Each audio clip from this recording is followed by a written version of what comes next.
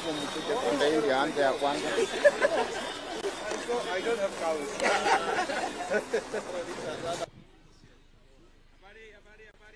Salama sana mheshimiwa.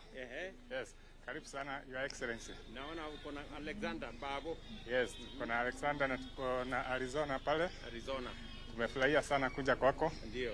Na tungeomba tafadhali udhamini mambo ya mbegu. Sababu si ya mbegu, subsidy ya mbegu. Subsidy ya mbegu. Subsidy ya mbegu. Yeah, sababu wakulima wengi hawezi pata hii maziwa tunapata hapa. Ni wachache sana wanaweza pata hiyo maziwa. Lakini ungeweza kutuwekea ile mbegu ya mbegu yenye tunaweka kwa ng'ombe. Yes.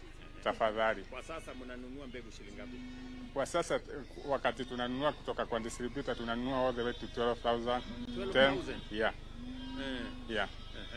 So ningeomba kama iko na store mzuri ambayo itakutolea hii maziwa tunaona hapa leo. Yeah. So hapo ndio unataka tutafute mbinu at least tupate maziwa kila mtu Kenya mzima. Na tupate mbegu alafu ndio ng'ombe ndama ipatikane yenye iko na quality mzuri. Na quality mzuri. Kweli. Very good. Nimekusikia. Asante sana. Karibu ya Excellency. Mzuri sana. Ya salama kabisa. Ya naitwa Moses Muriongi. Mzuri sana. Ya sasa ng'ombe yako unatoa lita ngapi? Natoa 46. Lakini inafikisha hata 40. Mimi inafikisha hata 40. Yeah.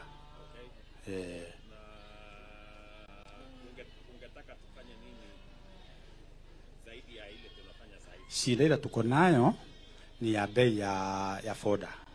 Especially unga. Bei yuko juu sana. Hiyo ndio inakula